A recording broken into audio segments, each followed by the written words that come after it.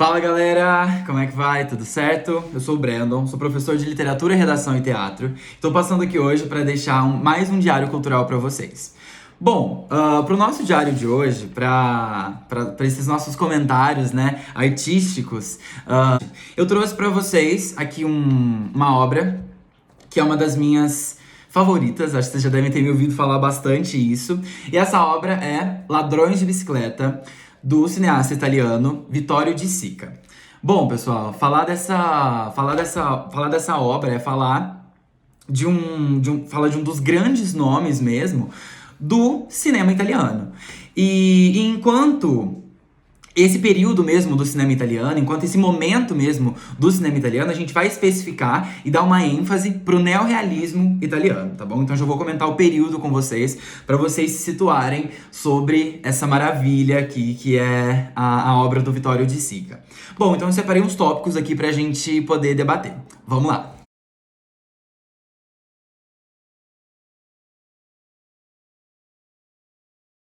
Bom, pessoal, o Vittorio De Sica, ele teve, né, na sua produção, ele foi diretor, na verdade, de mais de 33 filmes, tá? De mais de 33 filmes, tendo participado até de mais de 160 filmes, enquanto ator, né? Ou seja, então, o Vittorio De Sica, ele é um diretor que contempla aí os dois trabalhos, que ele media o seu trabalho de artista em si, né, dividido enquanto ator e diretor, e vai unindo um ao outro.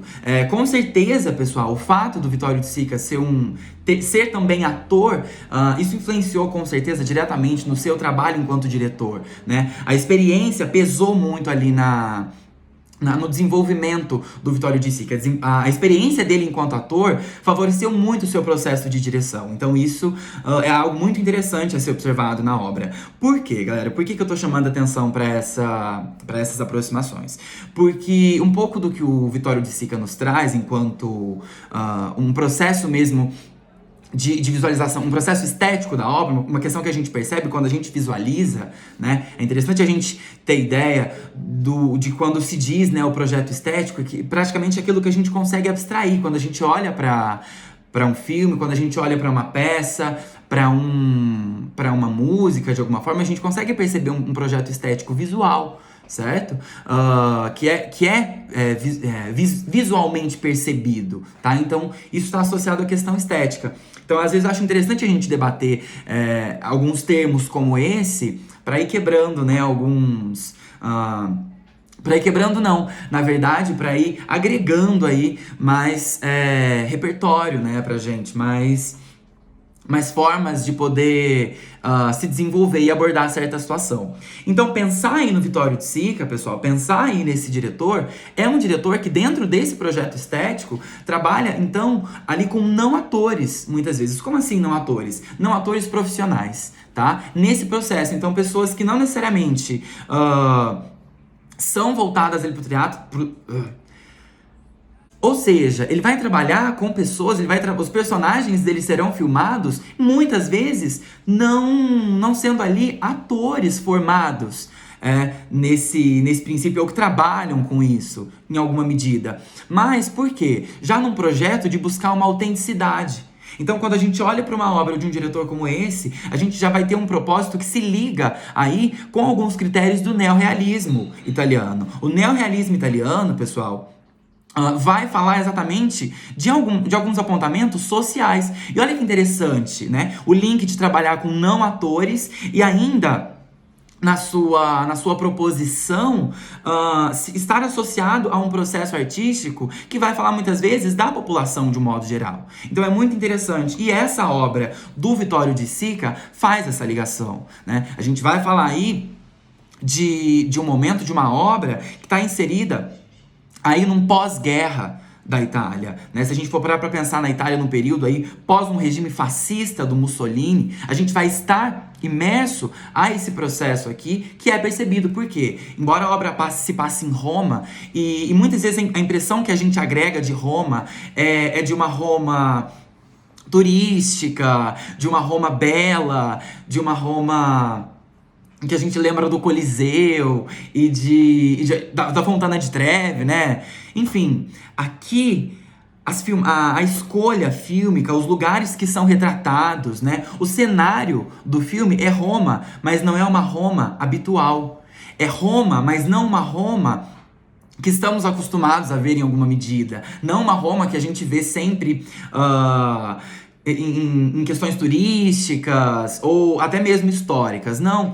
Roma em que a gente consegue observar a população. Roma em que a gente consegue observar o impacto que a guerra causou na vida daquelas pessoas, onde a gente observa a pobreza. Esse cenário todo é filmado pelo Vittorio, digamos assim, pelas lentes trazidas e pela ideia que o Vittorio de Sica imprime, né? Se a gente pode dizer. E com certeza, de uma forma que a gente consiga perceber o cinema como um conjunto, né? Esse processo todo é percebido na obra. Então, eu acho riquíssimo, pessoal. É uma escolha de filme aí pro final de semana pra vocês. Fica como uma sugestão. Vocês encontram o filme facilmente no YouTube. Então, eu sugiro que vocês assistam a esse filme sensacional mesmo. Essa obra incrível. Bom, então vamos falar aí de um outro tópico agora, galera. Bom, pessoal, então eu vou falar um pouquinho sobre esse exemplar que eu tenho desse filme, Ladrões de Bicicleta, que eu vou comentar com vocês. É um edital pertencente a uma coleção da Folha, que foi lançado em 2018. E os responsáveis por esse livreto, pessoal, do qual eu possuo, são os professores Cássio Starling Carlos e o Pedro Maciel Guimarães, tá?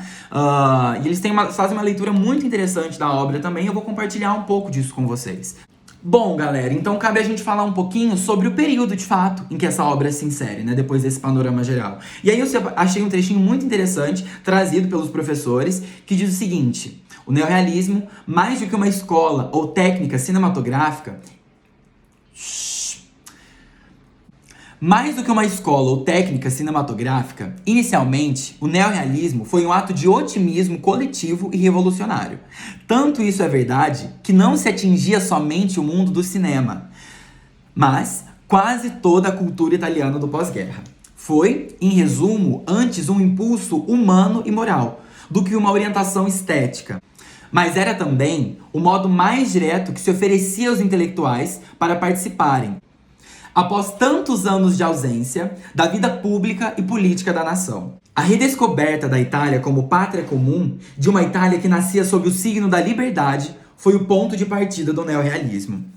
Então olha aí que interessante, pessoal. De novo aquele processo que a gente já comentou inúmeras vezes, de como a arte muitas vezes tem o propósito de retratar os impactos que são mostrados e vividos pela sociedade. Como a arte, ela consegue recuperar aí uma parte, né, da realidade para poder interpretá-la em alguma medida, né?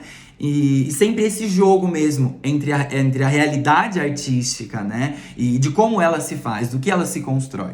Bom, então é interessante que a gente comente o enredo aí de Ladrões de Bicicleta, galera. Bom, esse filme, pessoal, Ladrões de Bicicleta, ele vai ter a gente vai falar, como eu disse mesmo, né, de um homem comum. A gente tá falando aí da história do Hit, né?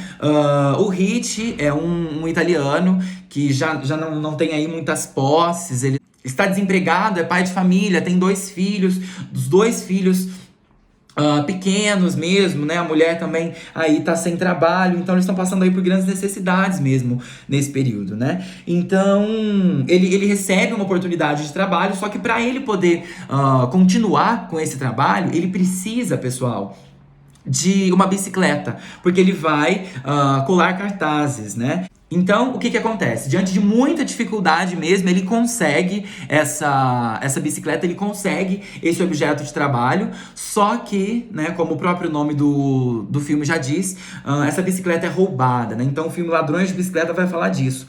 E aí, olha que interessante, pessoal, é esse o ponto de partida que a gente vai poder perceber. Porque olha aí, pessoal, e a partir desse momento, né, instaura-se aí uma ação dramática muito forte no filme. O filme é de uma intensidade muito grande.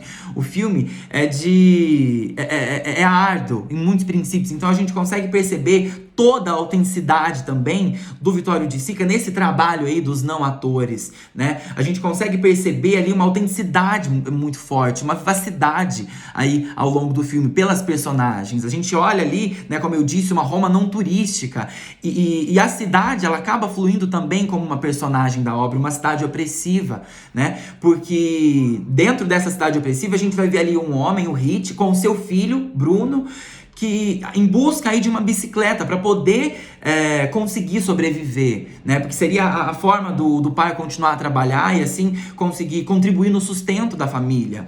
Ou seja, ele sai aí nesse processo mesmo de busca, ele precisa enfrentar uma cidade violenta, ele precisa enfrentar aí uma cidade sagaz para poder sobreviver. E o triste, muitas vezes, é a gente olhar como essa situação se repete. É a gente perceber como agora, muitas vezes, muitas pessoas estão nesse processo de sobreviver, de buscar o teu sustento de alguma medida numa cidade violenta, porque devido muitas vezes à falta de um olhar cuidadoso, certo? Que deve vir por parte mesmo dos governantes, né? Por parte mesmo, muitas vezes, de um Estado que possa favorecer aí uma melhora para os indivíduos. E essa crítica se faz, por exemplo, na obra do Vitório de Sica, nessa obra especificamente, Ladrões de Bicicleta, em que a gente tem um retrato muito forte e muito específico das desigualdades sociais. Ao longo desse dia, desse processo que eles passam procurando a bicicleta, quantos não são os contrastes que a gente consegue perceber entre as classes? Tem uma cena, galera, interessantíssima, do Bruno em uma lanchonete com o pai, né, a hora que eles vão lanchar, depois de um dia muito intenso, mesmo procurando a bicicleta, em que a gente vê ali uma cena muito simbólica, muito forte mesmo, que é do Bruno, né, que é uma criança, então a gente também consegue perceber a ótica, a sensibilidade do Vitório de Sica em retratar uma criança. Então a gente consegue perceber ali, pela ótica do Bruno, a forma como ele dialoga ali, olhando uma criança, por exemplo, comer. A forma como ele come, da forma como ela come, o que eles comem de diferente, como eles são distantes um do outro, embora tenham a mesma idade e em teoria deveriam ter os mesmos direitos. Enfim, então pessoal, essa obra é uma obra interessantíssima, eu sugiro que vocês assistam, fica aí como uma indicação, a gente poderia falar muito, né, aí sobre isso também, mas para não ficar longo esse diário cultural, tão longo, agora já tá um pouquinho, eu queria ler aí só mais um trechinho do próprio diretor, Vitório de Sica, pra gente finalizar esse diário cultural. Pensando aí no que ele disse em 1957. Olha aí.